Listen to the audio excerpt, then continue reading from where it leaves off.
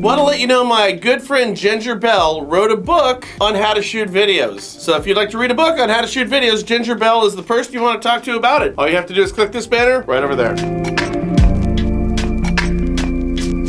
All right, so listen, we talk about this all the time right now. Everybody's looking to move to find affordability. If you've watched our show with any regularity or been on my Facebook Lives this week or last week, you would know we've been talking ad nauseum about this subject. 45% of the folks in the country want to move to find a cheaper place to live. Prices have skyrocketed in every state, with Arizona, Nevada, Utah, and Idaho leading the way. Why? Well, close proximity to California, which is the least affordable state in the entire country. Our national migration right now is like the Jodes from the Depression-inspired book by John Steinbeck, The Grapes of Wrath. It's time to pack all your crap, or at least as much of your crap as you can, but unlike the Jodes, this time you're going to be traveling east, not west. So, if you're thinking of moving to cheaper pastures, I'm going to give you the 5 cheapest pastures or most affordable states for you to move to. Are you ready? Number 5, Indiana. Number 4, Kansas. Great band. Number 3, West Virginia. Number 2, North Dakota. And the most affordable state in the entire country to move to right now is, ready? Iowa. Is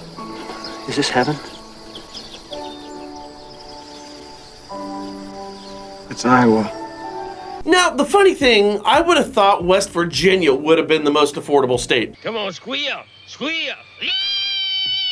I mean, I guess you can understand why. Anyways, moving on. Those would presumably be the top 5 destination states for transplants to move to, yet that's not the case. It's kind of strange, isn't it? Okay, so the 5 least affordable states. Let's try the other side of this coin here. And yes, these are states that are seeing the most migration are number 5, Massachusetts. Number 4, Idaho. Number 3, Rhode Island. Number 2, New York. And of course, and very obviously, the least affordable state is the Golden State, my state of California. We have the highest gas, the highest taxes, home prices, rents, but, and I mean this too, if you're in the market for cheap avocados, California cheese, or tomatoes, this is definitely where you want to live.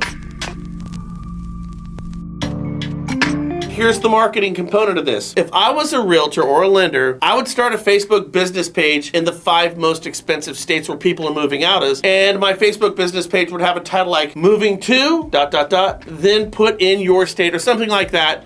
Give me a call. Further, I'd go to community groups in those 5 most expensive states with the same type of message. Then I'd make a post to the same extent, I mean this too, in the real estate section of Marketplace in those states on Facebook. This, my friends, is totally doable. Nobody is doing it, so you would stand out, and it doesn't cost you a damn dime. Now, then I do the same thing with Twitter, Instagram, hell, I would even TikTok this if I were you, but you better be dancing while you're sharing your message. Oh, now, listen closely, come in closer. On Twitter, you can search something like, I'm thinking of moving to Idaho, which I just did. And then you go ahead and hit go. And guess what shows up? These are real results. A whole bunch of stuff, a whole bunch of people who are using that as part of their tweets that my search results brought up. These are people who might be moving into your state that you can then go ahead and call. And seriously, these are actual results from that specific search. I mean, just check out the first one. Quote, I've decided that I'm moving back to the United States from Mexico. America has good people who care about freedom, also has a lot of guns, and is likely going to have a revolution of some degree in the near future. This is getting real. Thinking of Texas, South Dakota, Idaho, or Florida. Now, there's more results than just that. There's a ton of results, actually. What you really have to do is just mess with the terms that you're searching and you'll get different results. But again, it's free, it doesn't take time, and some of the results, as you can tell, I find kind of funny. You want to search what you think other people might be tweeting. That's the idea. With that said, you might not like what this guy's message was, but he is right to one extent. We do have a lot of guns in this country.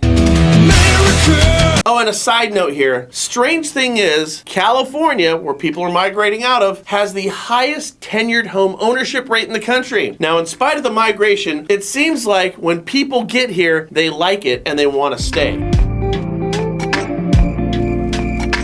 Now, I love graphs that are very drastic in nature, that really show a great contrast. And we found one, and this is amazingly telling. This graph is crazy, and you're probably going to see it used again on our show in the future. This really shows you, or do you want to know just how bad the shutdown was for the United States, for our society, us as a people, as Americans, the 2020 shutdown? Do you want to know how bad that actually was? Check this out. Now, this is a graph of the percentage of jobs lost in post-World War II recessions, all of them. Now, the red line, look at this one. The red line is the 2020 shutdown. The percentage of job losses in that year is, I mean, well, what can you say? Drastically, remarkably worse than any time since World War II.